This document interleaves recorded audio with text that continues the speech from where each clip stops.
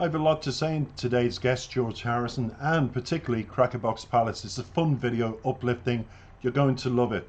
Straight into what influenced the song itself, believe it or not, was George's love for reggae music.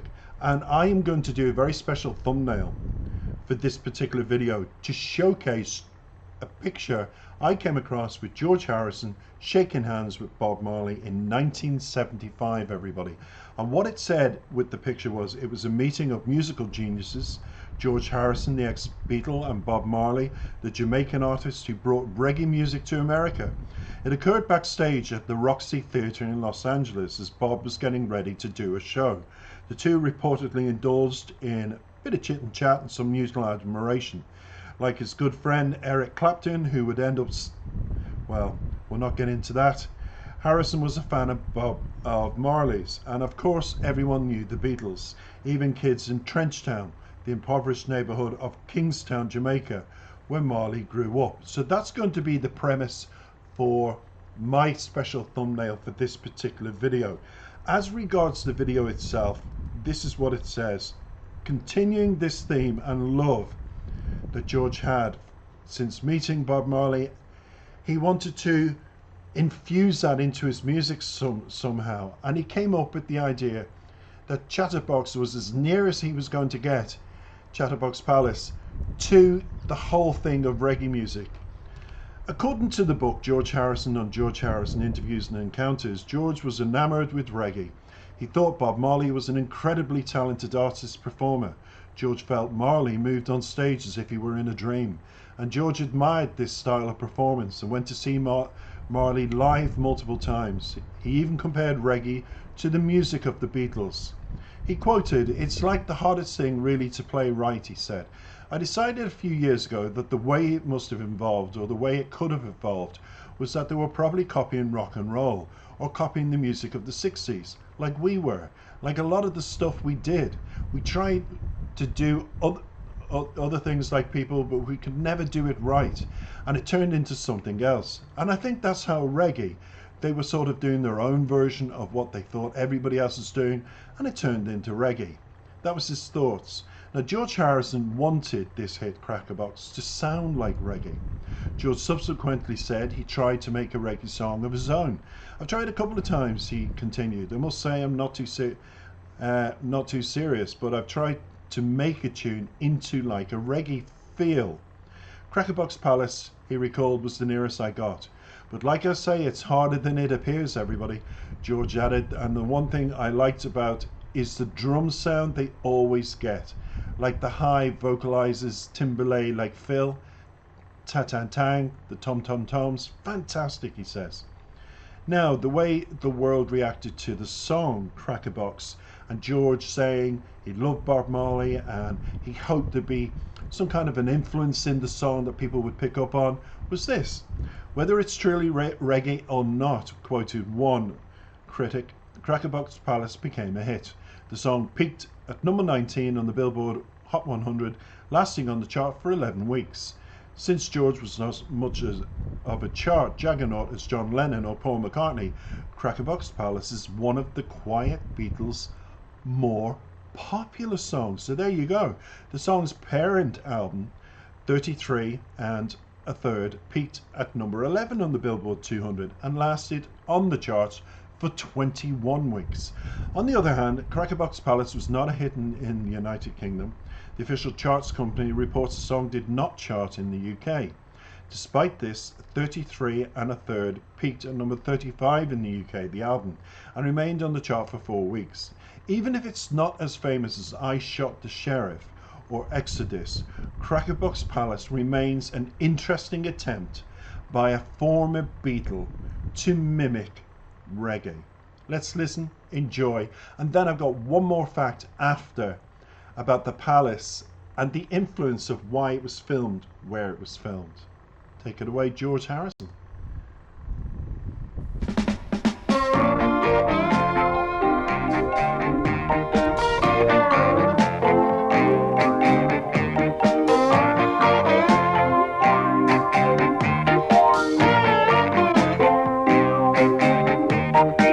I was so young when I was born.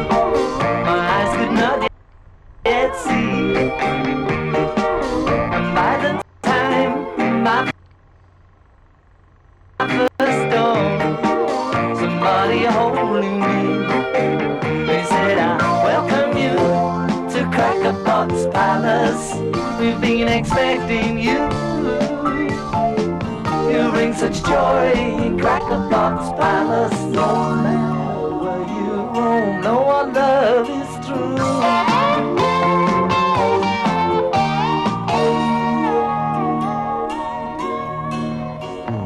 While growing up, we're trying to, not knowing where to start. I looked around for someone who may help reveal my heart. And someone said, while you're a part of Crackerbox Palace, do what the rest all do.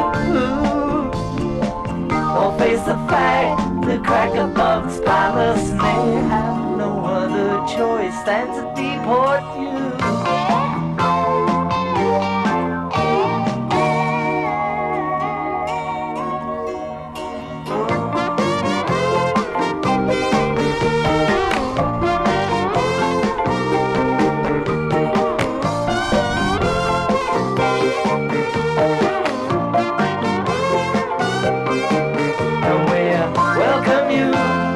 Crackerbox Palace, we've been expecting you. You bring such joy in Crackerbox Palace. No matter where you roam, no our love is true.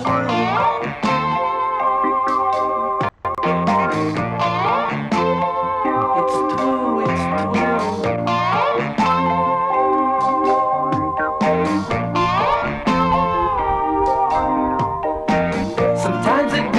Sometimes I'm bad, that's all a part of life.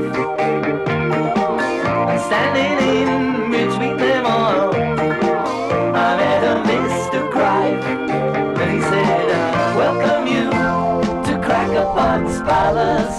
Was not expecting you. Let's slap on top at Crackerbox Palace. Know that the Lord is well and inside of you.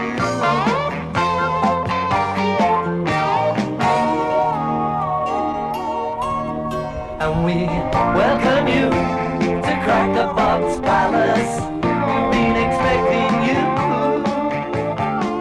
You bring such joy in Crackerbox Palace. No matter where you roam, no our love is true.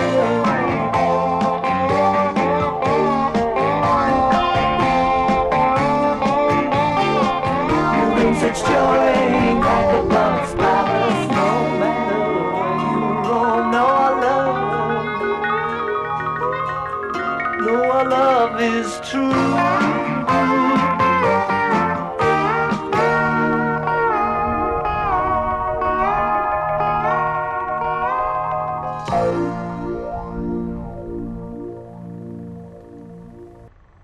No, I bet you didn't know George Harrison wrote such a great song. And now I was laughing during that video, not because of the video, because I was thinking 1976, I wasn't in the baby school, as they call it.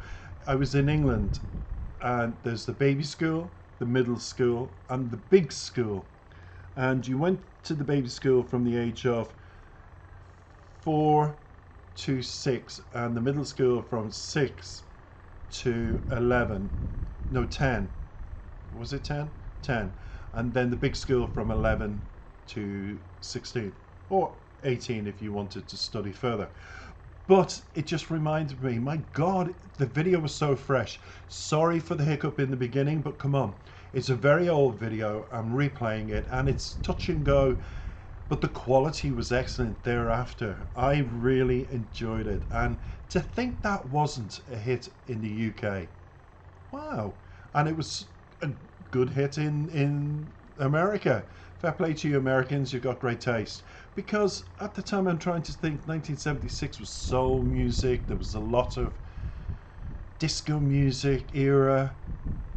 Yeah, so this kind of song would have been quite stale for English tastes at the time. Because Blondie was around that time, 79, wasn't it, 80? So just before that would have been, yeah, still the soul music. Anyway, George loved it. More on the background of the palace that you saw, because the Crackerbox Palace was a modest home in Los Angeles, just in case you think that was in England, where the comedian Lord Buckley lived. George Harrison learned about it when he met Buckley's former manager, George Greif, at the Midham Music Conference in Cannes.